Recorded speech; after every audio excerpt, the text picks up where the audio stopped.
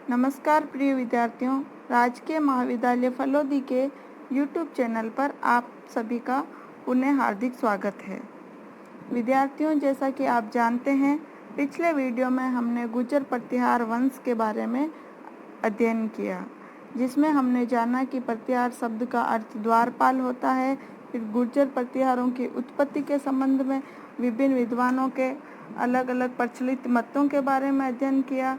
फिर हमने जाना कि गुर्जर प्रतिहार वंश का जो संस्थापक कौन था, हरिश्चंद्र था। फिर उसके बाद मंडोर के जो प्रतिहार शासक हुए उनके बारे में चर्चा की। आज हम उज्जैन और कन्नौज के गुर्जर प्रतिहार शासकों के बारे में पढ़ेंगे। उज्जैन और कन्नौज के जो गुर्जर प्रतिहार शासक हुए, उनमें जो पहला जो शासक था अर्थात जो संस्थापक था वो था नागभट्ट प्रथम। नागभट्ट प्रथम ने चावड़ा राजपूतों से पहले भीनमाल जीता, फिर भीनमाल को अपनी राजधानी बनाया। उससे पूर्व उसने मेड़ता को भी अपनी राजधानी बनाया था, जैसा कि हमने पिछले वीडियो में पढ़ा था। तो भीनमाल को राजधानी बनाने के बाद आबू जालोर आदि स्थान जीतकर अंततः उज्जैन में अपनी राजधानी स्थापित की। किसने स्थापित की? नागभट्ट प्रथम ने पहले मंडोर, फिर भीनमाल और अंततः उज्जैन को अपनी राजधानी बना लेता है। कालांतर में इसके वंशजों ने कन्नौज के क्षेत्र को अधिकार में लेकर कन्नौज को अपनी राजधानी बनाया। भीनमाल, उज्जैन व कन्नौज के प्रतिहारों को रघुवंशी प्रतिहार भी कहते हैं। नागभट्ट प्रथम के पश्चात जो उज्जैन में उसका जो उत्तराधिकारी हुआ वो था कक्कुक। महाराज ककुस्त भी है इसका अन्य नाम। तो नागभट्ट प्रथम के भाई तेजवर्धन का पुत्र और नागभट्ट प्रथम का भतीजा ककुस्त नागभट्ट प्रथम के पश्चात उज्जैन की राजगद्दी पर विराजमान हुआ। नागभट्ट प्रथम ने ककुस्त को गोद लेकर अपना उत्तराधिकारी नियुक्त किया। इसी ककुस्त ने मंडोर में विजय स्तंभ की स्थापना की व इसके नीचे विष्णु मंदिर का निर्माण कराया। मंडोर में ये जो ककुस्त ने विजय स्तंभ का निर्माण करवाया, ये राजस्थान का दूसरा प्राचीन विजय स्तंभ है। विद्यार्थियों, आपके लिए ये जान लेना अति आवश्यक है कि राजस्थान का प्रथम विजय स्तंभ गुप्त शासक समुद्रगुप्त द्वारा बयाना भरतपुर में स्थापित किया गया। कई एग्जाम्स में पूछा गया है कि राजस्थान का प्रथम विजय स्तंभ कहाँ स्थापित किया गया? बयाना भरतपुर में। किसके द्वारा स्थापित किया गया? समुद्रगुप्त के द्वारा। और जो दूसरा विजय स्तंभ है वो मंडोर में स्थापित किया गया ककुस्त के द्वारा।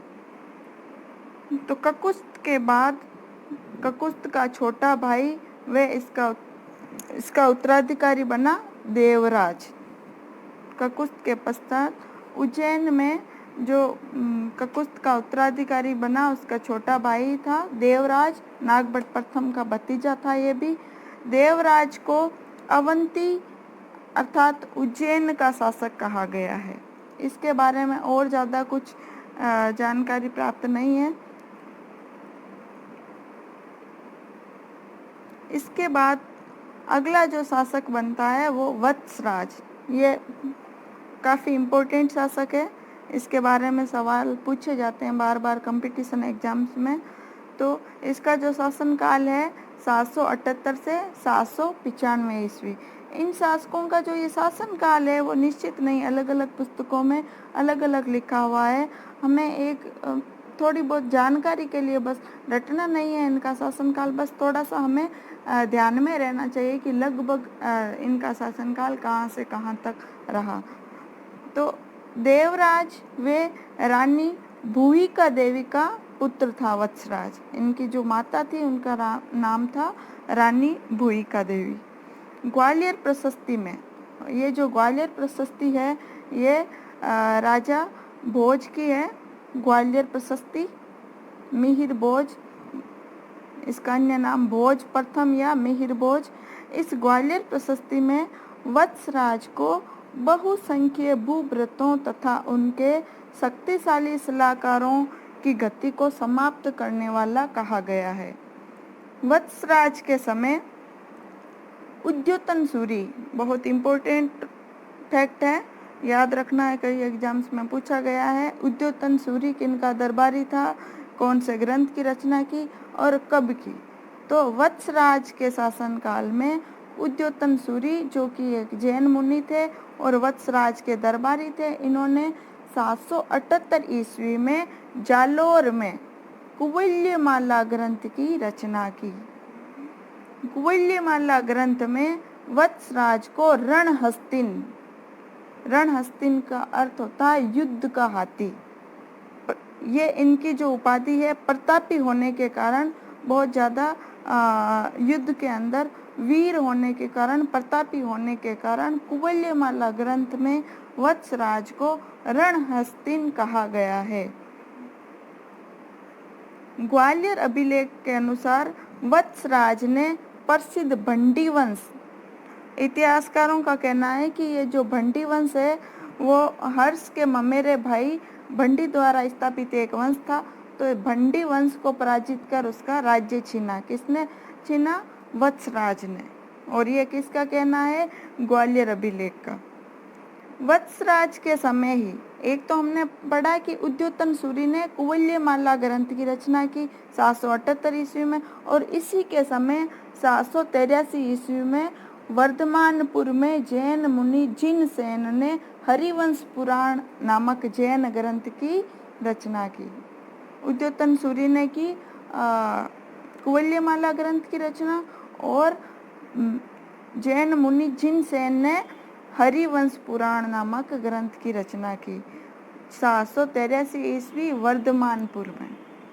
इस ग्रंथ के अनुसार, जो हरिवंश पुराण ग्रंथ है, इस ग्रंथ के अनुसार 778 ईस्वी में महाराज वत्सराज की जो राजधानी थी वो जालोर थी। अवंती भी उसके अधीन थी। वत्सराज के शासनकाल में ही कन्नौज के लिए त्रिदलीय संघर्ष का प्रारंभ होता है। विद्यार्थियों, भारतीय इतिहास में त्रिपक्षीय संघर्ष या त्रिदलीय संघर्ष एक बहुत ही महत्वपूर्ण टॉपिक है। इस जो त्रिपक्षीय संघर्ष की शुरुआत है वत्सराज ने की थी।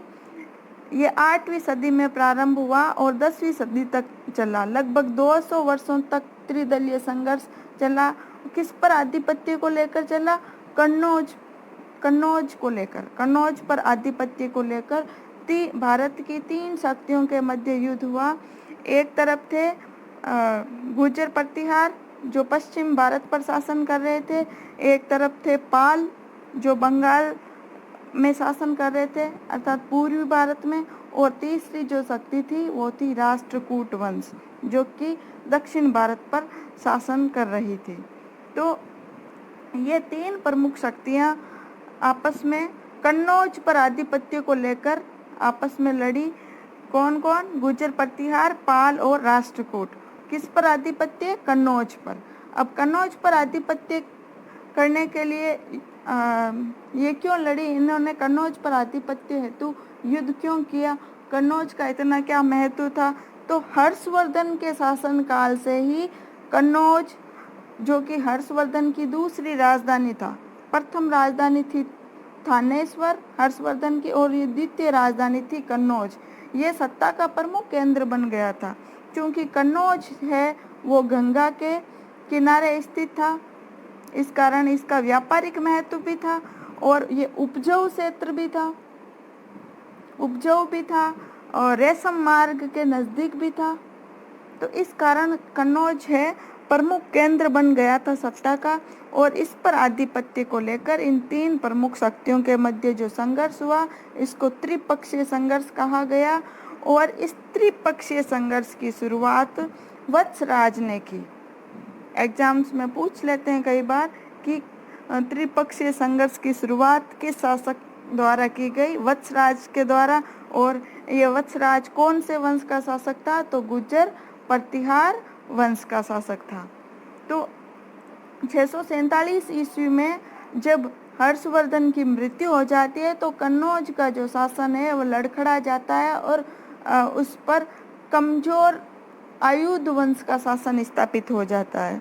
तो जब वत्सराज देखता है कि कन्नौज एक महत्वपूर्ण केंद्र है और इस पर अधिकार करने से हमारा जो राज्य है शक्तिशाली हो जाएगा, हमारे प्रभाव में वृद्धि हो जाएगी, तो वत्सराज ने क्या किया, कन्नौज पर आक्रमण कर वहाँ के शासक इंद्रायुध जो कि आयुध वंश का शासक था उसको पराजित कर देता है और कन्नौज पर अधिकार कर लेता है।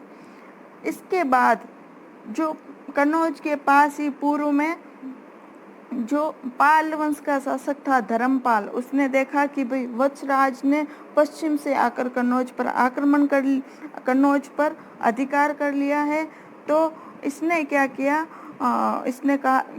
इसने सोचा कि क्यों ना वत्सराज को पराजित करके मैं कन्नौज पर अधिकार कर लूं। तो ये क्या करता है, वत्सराज पर आक्रमण करता है। कौन? धर्मपाल। और वत्सराज और धर्मपाल के बीच मुंगेर नामक स्थान पर युद्ध होता है और उस युद्ध में धर्मपाल पराजित हो जाता है और वत्सराज विजयी हो जाता है।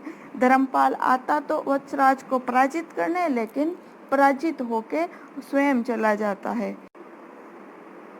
कन्नौज पर अधिकार को लेकर पाल और प्रतिहारों के बीच जो युद्ध चल रहा था उसको ये जो राष्ट्रकूट वंश था, राष्ट्रकूट वंश का शासक था दुर्र प्रथम, ये अपनी नज़र यहाँ इस पे गड़ाए हुए था कन्नौज पे। ये देख रहा था कि भाई कन्नौज को लेकर ये दो प्रमुख शक्तियाँ उत्तरी भारत की लड़ रही है, तो कुछ तो कन्नौज में होगा, कुछ तो कारण होगा। तो इसलिए ये क्या करता है, दक्षिण से चल के जो राष्ट्रकूट शासक दुर्र प्रथम, ये दक्षिण भारत से चल के उत्तर भारत आता है और ये क्या करता है, जालोर पर आक्रमण कर देता है और वत्सराज को पराजित कर देता है।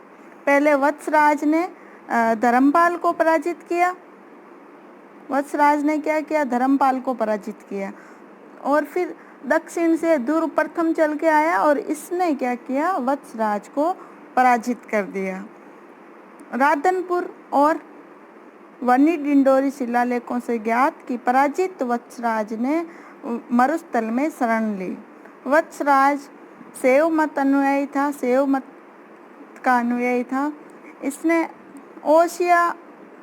ओसिया जो कि जोधपुर में है, वहाँ पर एक सरोवर और एक जैन मंदिर का निर्माण करवाया। जो जैन मंदिर है महावीर स्वामी का, जो कि पश्चिम भारत का सबसे प्राचीन जैन मंदिर है, इसका निर्माण वत्सराज द्वारा किया गया।